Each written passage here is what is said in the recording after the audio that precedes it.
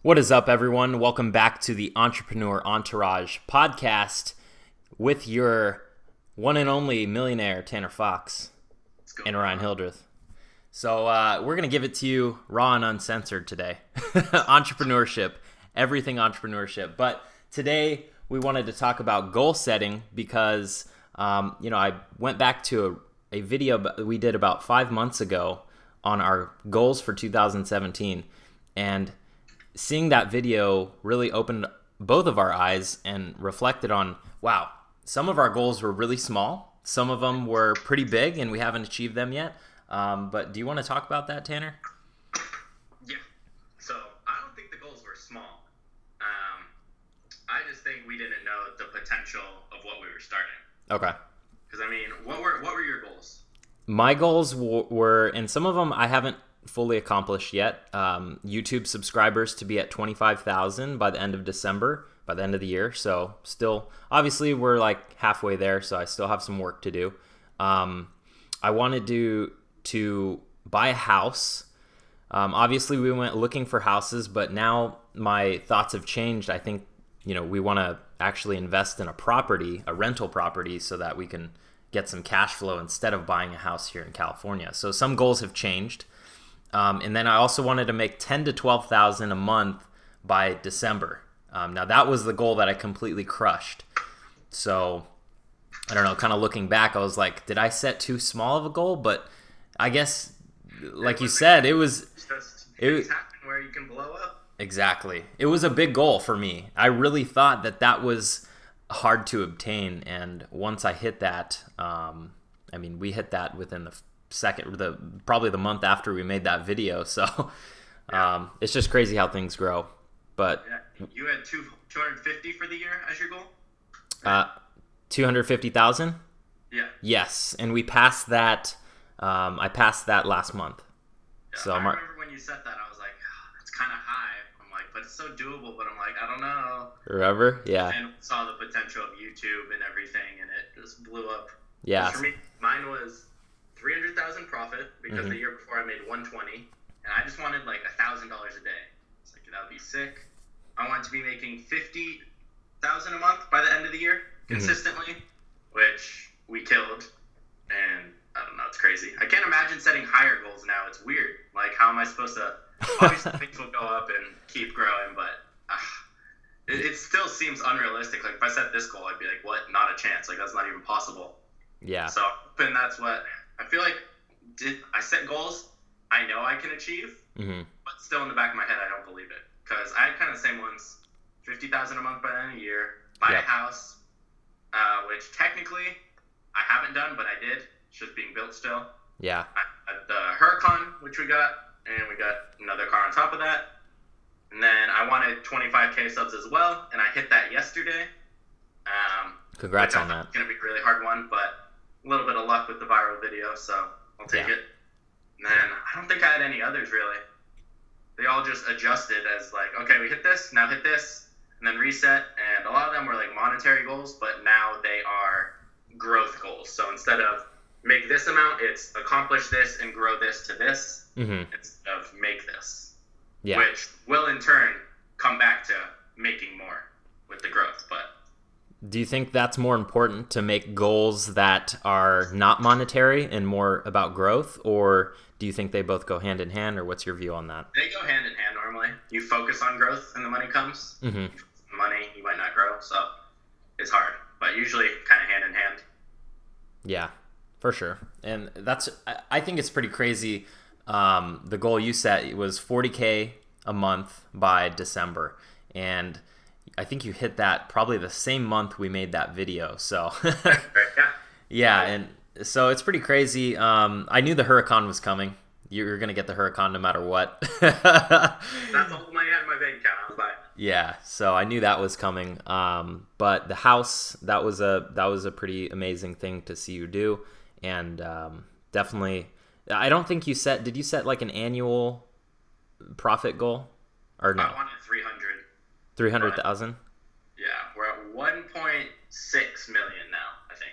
So you quadrupled that. Yeah. Hopefully we hit 2.5 by the end of the year. We'll see.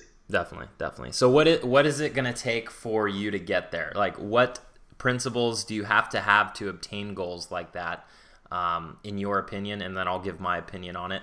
Like for the viewer watching, how can they get to lofty goals like that, where they think that wow, this is unattainable, but I'm going to just set the goal anyways? How can they get there? It's hard. You can't be afraid to fail. It sounds cliche, but that's why I still set goals that are too small. That's why this next year I made a video about it. I set my goal at 5 million a year, and that makes me uncomfortable. I don't think I can hit that.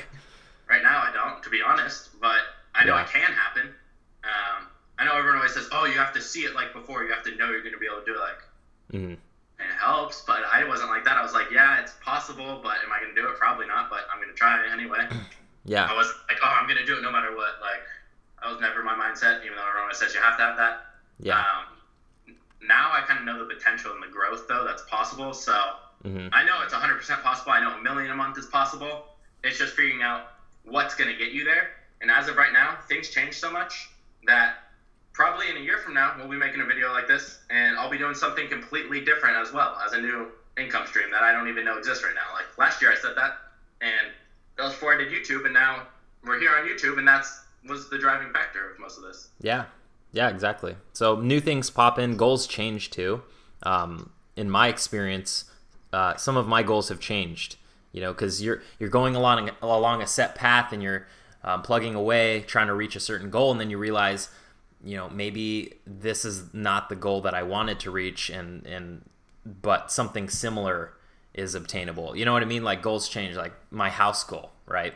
I thought I wanted to buy a house here, but I think in the longer term perspective, it would be smarter to invest in a state that has more potential growth and rent out that property, so that in the long run we can make more money, over time, rather than just live in a house here.